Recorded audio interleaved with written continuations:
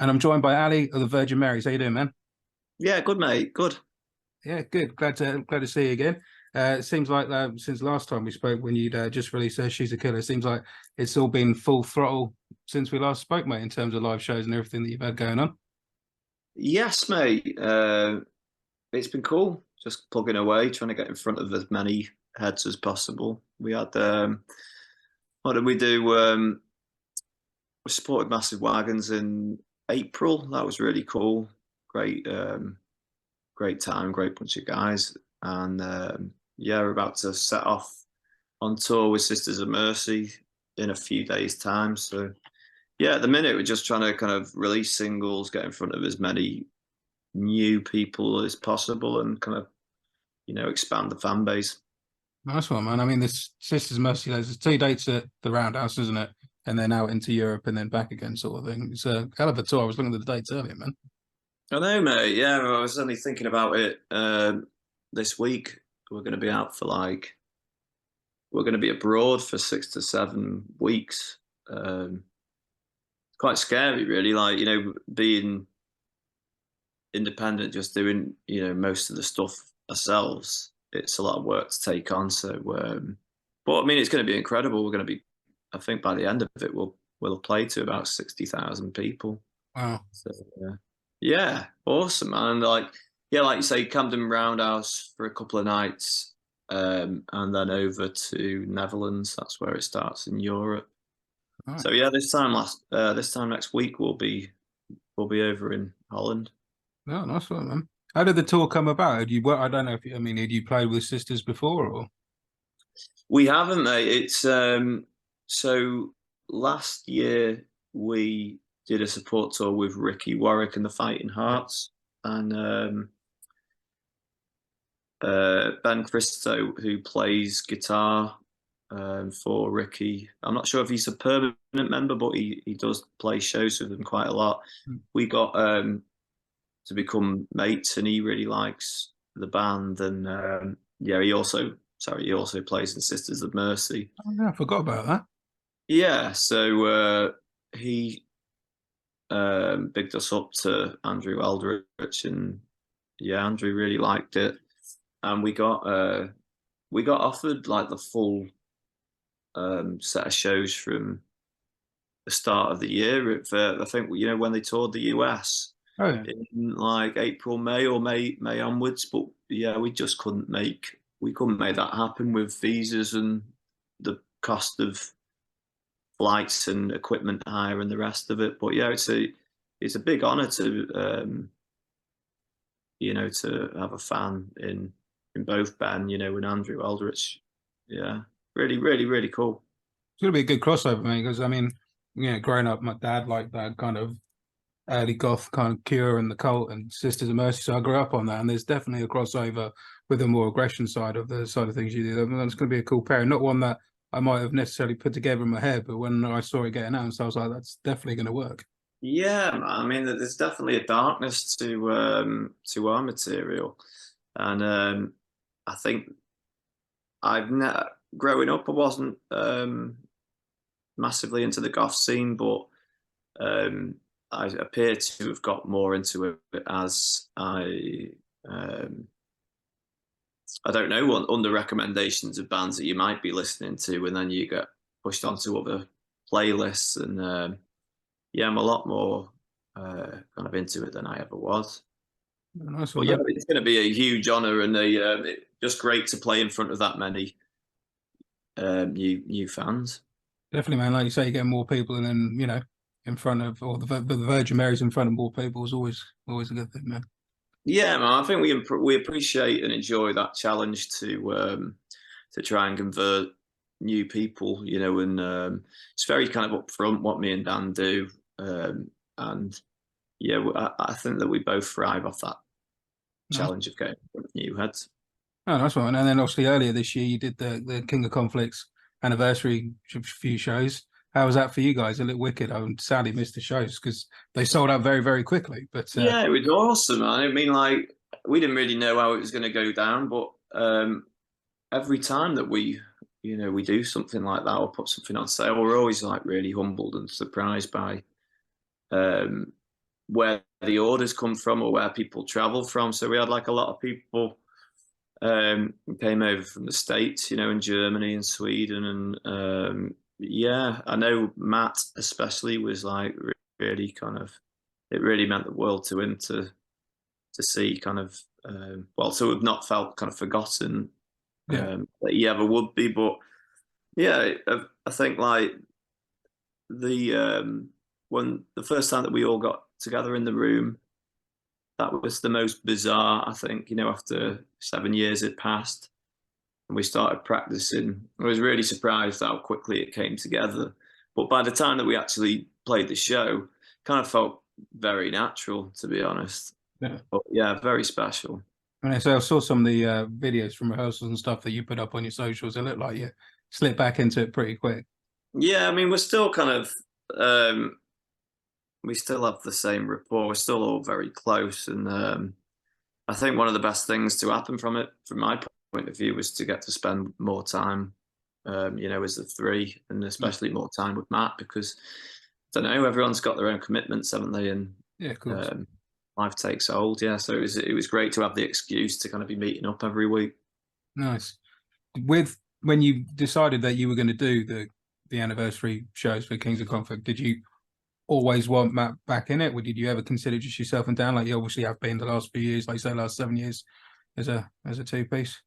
Yeah, I mean, like if Matt was up for it, we'd always opt for that totally. And I think they made it just made it more special for the fans as well, and it was incredible realizing kind of what that album has meant to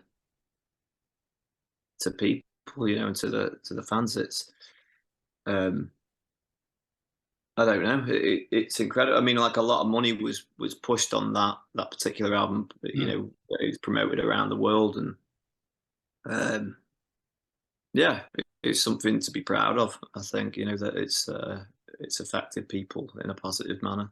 It definitely has, man. I mean, me and my mates were talking about it because obviously when the shows came up, I mean, and my mate Alec was the guy who introduced me to you guys because he'd seen you. I can't remember. He'd seen you supporting someone somewhere, and then it was when you were playing Download Festival, 2009, 2010.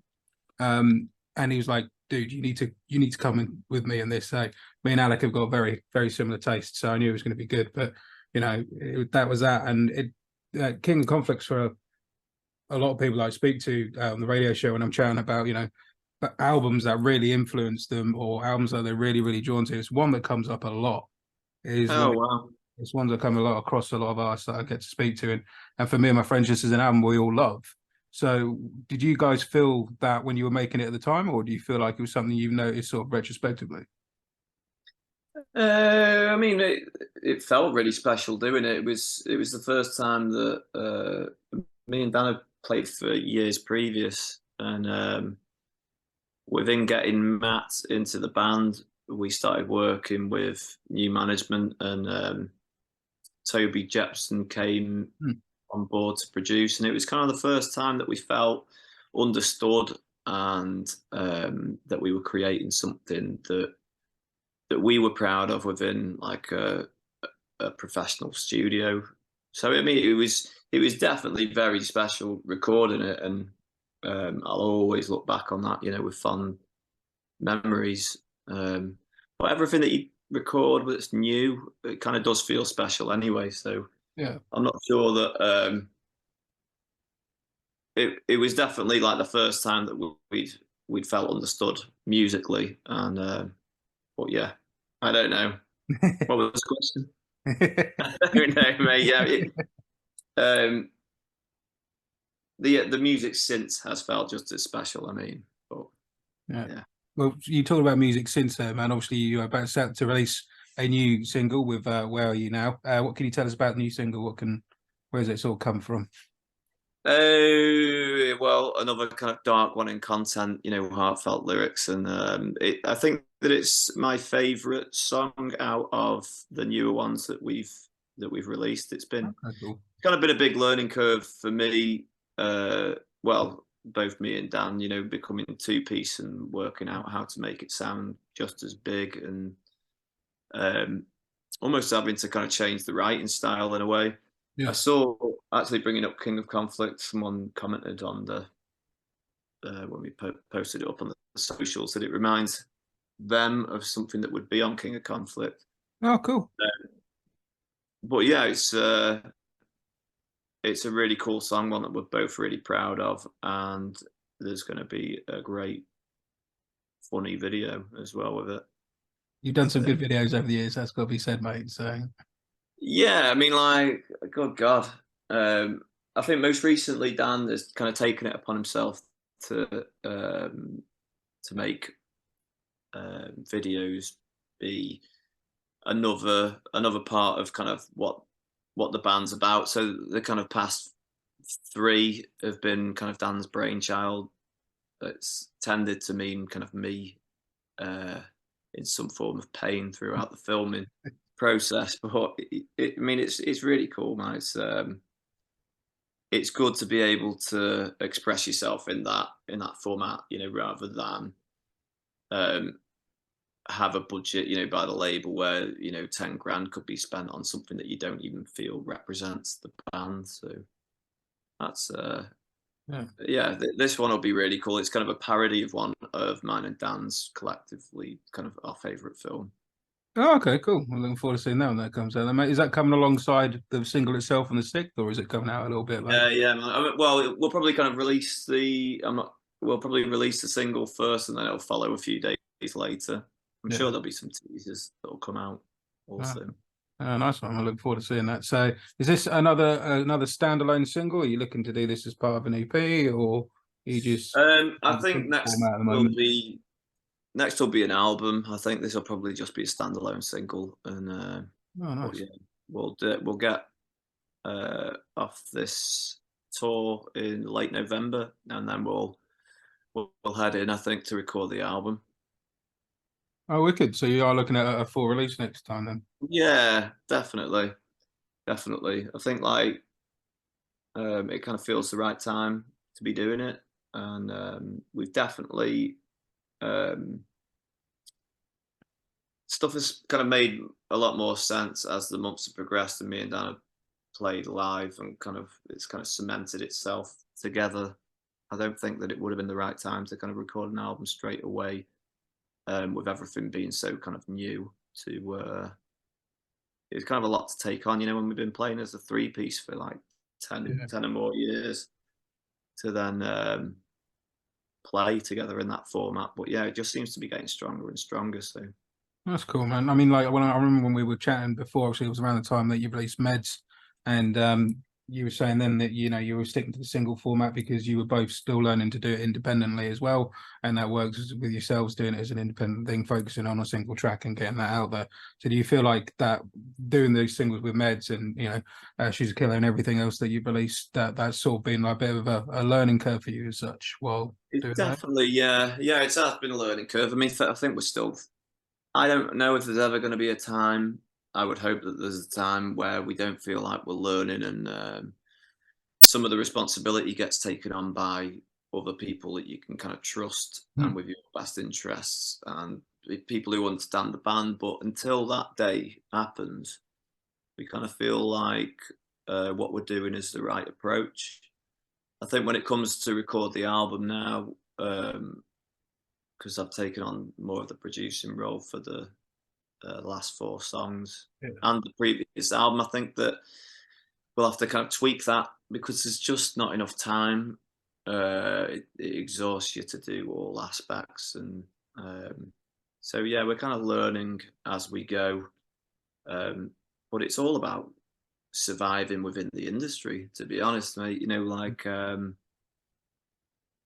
the reason that we chose to do it independent in the first place was that we couldn't have, neither of us wanted to sign another deal that we weren't sure about, that would take another year going to and from solicitors, Yeah. to then just um, have them spend so many thousand on one song. Maybe it works, maybe it doesn't, but then it gets shelved, and then I think that kind of would have been the end of the whole thing. So um, at least when it's in our control, we can kind of, we can pick up or have a break here and there. You know, we're in full control of it, but I don't think we wouldn't be against signing with anyone, but it's just finding that Finding that what works for you in the first place rather than signing for the sake of having a label, so to speak. yeah, totally, and like the right team, someone that you trust and someone that you know believes in what you're doing, rather than just seeing kind of like a pound sign and you know any way that they can cheapen the music to make some money. This is it. And you know, you guys have always had your sound. I mean, the last time I saw you was when you were playing at a New Model Army last year, when you came to the Apex. I saw you guys supporting that, and that was the first time I'd seen you as a two-piece.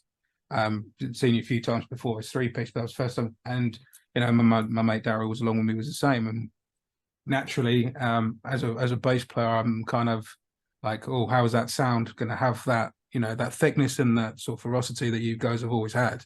But you absolutely did. I don't know why. You know, it's just my sentimental bass player part of my brain just kind of went, oh, how's that going to sound the same? But you know, it's sounding great live. And you obviously, you know, and anyone I've seen you, anyone I know who's seen you said the same thing, that you know, you, it's not that Matt's not missed or whatever. It's just, this was just a different part of the journey, and it doesn't lessen the music in any way. So I can see why that must have been a bit of an experiment to get that kind of right. Yeah, no, thanks a lot, Lee. It means that, yeah, it means a lot. I think like the energy is definitely translating and coming across when we play live, and we seem to be getting like a lot more fans. I think we'd be happy just to keep be in a position where we can kind of get in front of we could tour in front of 500 people a show and just Mm. keep releasing music, you know, and make a kind of modest living out of it. I don't think that um, you know, to conquer the world would be incredible and have your music to you know in front of everyone. But I don't know, just it's always been about the music and writing and releasing the stuff. Um, um, I think that's why we're on the journey that we are doing. We just want to get in front of as many rock fans as we possibly can. Yeah, fair play, man. I mean, you're certainly doing that. I mean, I've seen the extent of your own shows that you've been doing. Like you say, you not only you know you support Wagons earlier this year. You've got the Sisters of Mercy support slot, but you've just been on your own tour as well, going up and down the country, playing closest. I guess you know was the Cambridge date was closest to us, but you know had Muddy Brooks supporting. Looked like a great show. Fortunately, I couldn't make it down, but for that one, Yeah, man, it's incredible. Like the one in Cambridge, especially, was it was really cool, and we have them type of fans that you know at the Cambridge show. There was a few that came up and saying, "Why, you know, why don't you charge like about 25 quid for the tickets?" You know, like your fans would still kind of they still come, you know, and they still pay the money, and we do have them kind of diehard, you know, really dedicated fans, which means the world to me and Dan. But yeah, I mean, it's just picking up slowly but surely, and as long as we're releasing stuff that we consider uh, that we're proud of, I think that's you know we're happy. that's fun, man. Do you think you'll release any more singles ahead of the album, or do you think it's going to be single? Obviously, you got We'll probably release a few singles before the album that will be part of the album. I think the plan is um, to hopefully have the album as a new set of work, you know, rather than any of the singles that have been out previous. Um, so yeah, um, definitely got the material. It's just kind of like finishing it off. oh, that makes sense, man. Well, as you know, this interview I'm airing as part of my New Wave of Classic Rock Volume 2 launch show. What does it mean to yourselves to be included on a compilation like this far sort of into your career? Yeah, I mean, like again, to go back, we just want to get in front of as many rock fans as we possibly can, and I think it's great what the New Wave of Classic Rock gigs and the compilation CDs are doing, Hmm. and you know, you do realise that there's such a kind of strong community of rock fans within the UK, and you know, quite kind of proud to be part of like the rock bands on the circuit. still kind of keeping it alive. So yeah, we're really happy to contribute to the new wave of classic rock. Totally. Like I say, man, it's a great thing. There's a lot of the bands on there like yourself are independent. It was a community that was based upon just enjoy music and think exactly what we all want to do as rock fans. And it's the first one was great. I was looking at the track list again earlier. So it's a great collection of bands, and yeah, it's good to see it so well supported. Yeah, totally. I mean, we were supposed to be playing the gig as well, but I think the Sisters of Mercy tour came. Oh, okay. It's yeah, it's class, sadly, but yeah, definitely proud to be part of that lineup. Nice. So, what does the rest of the year hold out for you, mate? So we're going to be like in Europe until early November, and then we finish the Sisters of Mercy tour in the UK. I think the last date is the 23rd in Barrowlands, Glasgow. Oh, nice. So yeah, it'll kind of realistically be early December by the time that we kind of recover, and we've got some studio time booked in to get another couple of songs down, and we have a couple more shows or a few more shows with Muddy Brook in December. Oh, do you? Oh, cool. Oh, the ones Yeah, right before the end of the year. There's one at Nuneaton, isn't there? And one in Nuneaton, yeah. Is it Queen's Hall? And one at the Tiv in Buckley, and one at the Patriot in Brecon, I think, in Wales. And then yeah, maybe a Christmas show, and straight on to working on a new album. Oh, nice one, man. Sounds like it's going to be another full year ahead of you, like it was last time I spoke. Well, that's it, man. I mean, it's just like it's just keeping yourself up and like not burning yourself out seems to be the order of the day. I'm still kind of learning how to do that, really. Like we've kind of come from being part of bigger labels where so many more jobs were looked after, but yeah, between me and Dan, we're kind of like taking care of everything, and we're finding the best way to to make that happen, and keep releasing music as fast as we possibly can. How have you found that in comparison? Obviously, there is a slower process because you not got that big label support, but do you find that overall better for you as people to be able to be in It control? probably is better for us as people, but it's just like you kind of constantly feel like you're learning new stuff, and you're assessing, and which is cool, but it's just it just does burn you out, when you can't. I don't know. Maybe we should blog more and kind of. I'd like to do a kind of documentary on the road when we're going around Europe, on just exactly what the day to day is like. Well, like last time we spoke, you had the fan, I forget where it was, it's somewhere out in Europe, who was putting on their own tour for you almost essentially as well. So you've definitely had that support from your fans across the years, mate. Yeah. No, we have the best fans in the world. It's incredible. Kind of one of the proudest things to me. Yeah, definitely how the music's touched other people. That's cool, man. All right, dude. Well, it's been great to catch up with you, Ali, mate, and appreciate your time, buddy. I know you're busy. Yeah. Cool, man. At the beginning of the interview, I'm going to play "Devil Keeps Coming" because that's the song that's on the compilation. But what song of yourselves would you like us to play at the end of the interview?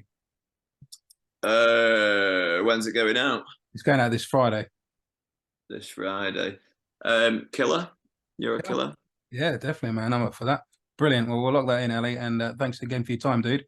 And I'm going to try and come up to the show in Nuneaton because I missed you when you were down this way. So I'm going to try and get up for that because I've got some mates that way. So hopefully I'll see you then, mate. Oh, nice one, Lee. Cheers. All right, buddy. Cheers.